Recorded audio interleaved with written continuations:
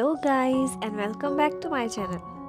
Guys मैं explain करने लगी हूँ marriage not dating Korean drama series की एपिसोड नंबर 6 को। अगर इस सीरीज़ की पिछली वीडियोस आप देखना चाहें तो लिंक आपको डिस्क्रिप्शन बॉक्स और कमेंट सेक्शन में मिल जाएगा। Thank you. तो गाइस इस एपिसोड के स्टार्ट में हम स्टोरी को थोड़े दूसरे एंगल से दिखाते हैं।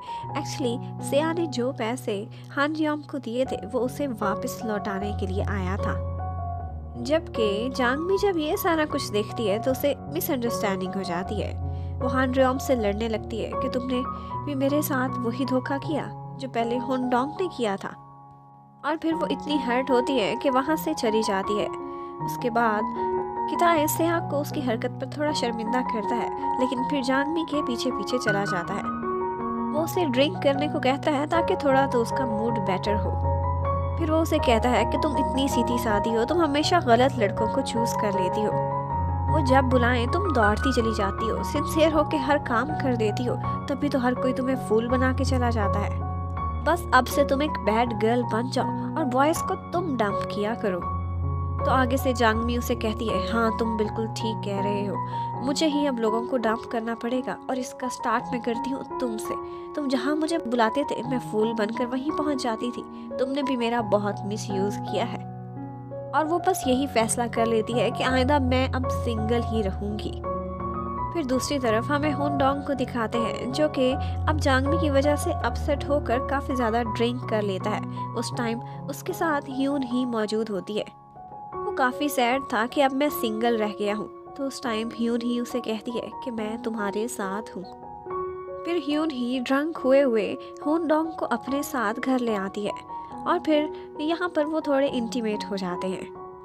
फिर हमें नेक्स्ट सीन में दिखाते हैं कि अगले दिन से सेया अपने असल रंग दिखाना स्टार्ट कर देती है और वो किताए को मैसेज और कॉल्स करके बार बार ब्लैकमेल करने की कोशिश करती है कि इस टाइम मैं उसी पार्लर पे हूँ जहाँ तुम्हारी मॉम है और सोच रही हूँ कि उनको सारी कुछ हकीकत बातें बता दूँ। और इस बात पर किताए को वो काफ़ी एनॉइंग लगती है, जबकि अपने स्टोर पर खड़ी हुई जांगमी आज पूरे जोश से काम में लगी हुई थी। कहती है अब मैंने बस काम से शादी करनी है, बाकी मैंने ज़िंदगी में सिंगल ही रहना है, सारे लड़कों को मैंने डंप कर दिया है। लेकिन वो अपनी बात पर ज़्यादा देर टिक नहीं पाती। वहाँ पर हान रियोम आता है, उससे बात करने के लिए अपनी सफाई देना चाहता था, तो जांगमी उसके साथ ही चल पड़ती है। फिर वो साइड पर ले जाकर उसे काफी डांटती भी है कि तुम मेरे से धोखा कर रहे थे, मेरे बदले तुम पैसे ले रहे थे, हमारी सारी फीलिंग्स भी फेक थी। लेकिन आगे से हनरियोम उसे बताता है कि हाँ स्टार्ट में उसने ज़रूर मुझे पैसे दिए थे, लेकिन मेरी भावनाएं सच्ची हैं और मैं ये पैसे उस टाइम उसे वापस कर रहा था। उसी टाइम पर ऊपर से आंटी आ जाती है और वो दोनों को बातें करते हुए देख लेती है और फिर पूछने लगती हैं कि तुम दोनों आपस में क्या लगते हो। जांगमी यहाँ पर सारा कुछ सच सच बताने ही लगती है कि ऊपर से किताए पहुँच जाता है और फिर वो अपनी मॉम को कुछ एक्सप्लेन करने ही लगता है कि सेया कहती है कि मैं सब सच बताती हूँ। और फिर वो कोई इधर उधर की बात करके आंटी को थोड़ा फंसा लेती है और उनको तसल्ली करा देती है कि इनके बीच कुछ भी ऐसा नहीं है। So for the time being उसने किताए और जांगमी का नाटक बचा लिया था। बाद में जांगमी हैरान थी कि उसने सारा कुछ सच आंटी को क्यों नहीं बता दिया, तो किताए कहता है कि वो बहुत शातिर लड़की है, वो बिल्कुल मेरी मॉम के जैसी है, वो अपनी पावर का इस्तेमाल औने पौने दामों नहीं बल्कि किसी खास मौके पर करेगी।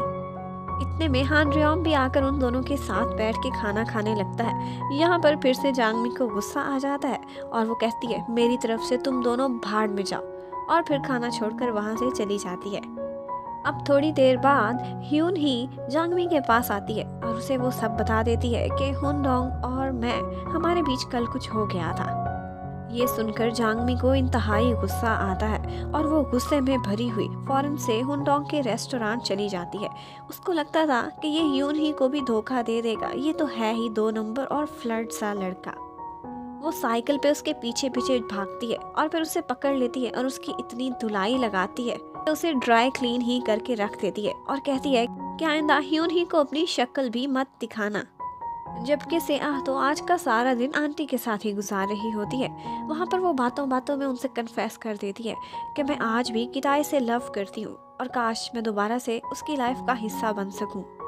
फिर उसके बाद वो सीधा किटाए के क्लिनिक पर जाती है और फिर उससे कहती है कि आज तो मैंने तुम्हें बचा लिया, मैं रोज़ रोज़ नहीं बचाऊंगी, तुम्हारा सीक्रेट मेरे हाथों में है, लिहाजा तुम्हें भी मेरे साथ चलना होगा, एक फेवर करनी होगी। फिर से काफ़ी लो टाइप की उससे डिमांड करती है। वो चाहती थी कि वो किटाए का स्पर्म हासिल करे और फिर एक सिंगल मदर बन जाए। वो चाहती थी कि उसका बच्चा किटाए उसका बायोलॉजिकल फादर हो। लेकिन किटाए उसकी बात नहीं मानता, उसे ये सब बिल्कुल फजूल लग रहा था। लेकिन जवाब में सेआ उसे ब्लैकमेल करती है और सोचने का मौका देती है। फिर शाम को किटाए जाकर जांगमी के डैड से बार में मिलता है और फिर वो दोनों काफ़ी ज़्यादा ड्रिंक करते हैं। डैड यहाँ पर बताते हैं कि एक्चुअली हमारी जांगमी वो बहुत इनोसेंट है, उसने हम दोनों को हमेशा लड़ते हुए देखा है, इसीलिए तो वो शादी के नाम से भी भागती है। हम मॉम डैड हैं उसके, लेकिन अच्छी एग्जाम्पल कभी नहीं बन सके। फिर वो बताते हैं कि जब एक दफ़ा जांगमी 5 साल की थी तो मॉम डैड बारी बारी एक दूसरे से लड़के घर छोड़कर ही चले गए थे और उस दौरान छोटी सी जांगमी घर में लॉक हो गई थी और वो 3 दिन तक बंद रही थी, बस मरने ही वाली थी। एक्चुअली ये सब बताकर वो चाहते थे कि किटाए उनकी बेटी का बहुत अच्छे से ख्याल रखे। फिर जब जांगमी बार में आती है और किटाए को इतना ज़्यादा ड्रंक देखती है तो उसे संभालती है और फिर साथ लेकर उसे उसके घर तक पहुंचाती है। वहाँ ड्रंक होकर किटाए बहुत सी बातें कर जाता है। वो बार बार यही कहता है कि सेआ बहुत गलत लड़की है, वो बिल्कुल मेरी मॉम के जैसी है, इसीलिए तो मैं उससे शादी नहीं करना चाहता। और वो कहता है कि मैं हमेशा अकेले ज़िंदगी गुजारना चाहता हूँ। फिर वो ड्रंक होकर बहुत वियर्ड सी हरकतें करना स्टार्ट कर देता है। इस टाइम पर भी जांगमी उसे संभालती है और उसे उसके बेडरूम में जाकर सुला देती है। अगली सुबह जब किटाए उठता है तो वो देखता है कि जांगमी ने उसके लिए बहुत सारी कुकिंग भी करके रखी हुई थी। वो उसी का बनाया हुआ ब्रेकफास्ट करता है। फिर जब वो ड्रिंक लेने के लिए जाता है तो उसे पता चलता है कि जांगमी उसे कह रही थी कि आज हम ये नाटक ख़त्म करते हैं और मॉम डैड को सारा कुछ सच सच बता देते हैं। यहाँ पर किटाए को बहुत सी यादें आने लगती हैं। जब वो पहली दफ़ा इसी अपार्टमेंट में अपने साथ से आह को लेकर आया था, वो उससे तब शादी करना चाहता था। वो अपनी न्यूली वेड लाइफ इसी छोटे से अपार्टमेंट में स्टार्ट करना चाहता था, क्योंकि बचपन से ये किसी वजह से उसके लिए बहुत ही स्पेशल घर था। लेकिन सेआ काफ़ी मटेरियलिस्टिक टाइप की थी, उसे ये घर बहुत छोटा लगता है और वो साथ वाला अपार्टमेंट खरीद लेती है और इस घर को नए तरीके से मॉडिफाई करके तोड़ फोड़ कराने लगती है। ये बात किटाए को बिल्कुल भी कबूल नहीं थी। सेआ ने उसकी इजाज़त लेना तो दूर, उससे पूछना भी मुनासिब नहीं समझा और इसी टाइम पर किटाए और उसकी लड़ाई हो जाती है और उसके बाद वो हमेशा के लिए अकेला रहना स्टार्ट कर देता है। फिर नेक्स्ट सीन में दिखाते हैं कि जांगमी हानरियम से खड़ी बातें कर रही होती है और उसी टाइम पे आंटी उसकी जासूसी पर लगी हुई होती है। एक्चुअली किटाए की आंटी ज़रा डबल गेम खेल रही थी। वो किटाए को भी सारी इन्फॉर्मेशन देकर उससे भी पैसे ले लेती थी और दूसरी तरफ मामा से भी। अब किटाए को भी पता चल जाता है कि हानरियम और जांगमी एक दूसरे से मिलने एक पॉइंट पर पहुंचे हुए हैं। वो भी वहाँ के लिए निकल जाता है, जबकि दूसरी तरफ हमें दिखाते हैं कि आज हानरियम जांगमी से बहुत सारी दिल की बातें भी शेयर करता है। जांगमी को भी उसकी लाइफ अपनी तरह काफ़ी इनकम्प्लीट सी और इनसिक्योर सी फील होती है। वो यहाँ तक उसे शेयर करता है कि मेरी मॉम ने लास्ट टाइम मुझे किमची के पैनकेक बना कर दिए थे और उसके बाद वो मुझे अबंडन करके हमेशा के लिए अकेला छोड़कर चली गई थी। ये सब सुनने के बाद जांगमी को कुछ सिंपैथी लव टाइप कुछ होने लगता है। वो दोनों हाथ पकड़े खड़े होते हैं कि वहीं पर कोई उनकी फोटोज बनाकर भागने लगता है। वो लोग भी उस लेडी के पीछे पीछे जाते हैं, जबकि सामने से आता हुआ किटाए उस लेडी को अपनी आंटी समझकर पकड़ लेता है, लेकिन जब देखता है तो वो आंटी नहीं बल्कि कोई और ही होती है। एक्चुअली वो सेआ की भेजी हुई जासूस थी। सेआ कहती है कि अब मेरे पास तुम्हें ब्लैकमेल करने के लिए और भी ज़्यादा सबूत इकट्ठे हो चुके हैं। यहाँ पर किटाए को काफ़ी गुस्सा आ जाता है। वो कहता है कि मैंने बहुत सही फैसला किया था जो 3 साल पहले मैंने तुम्हें छोड़ दिया था।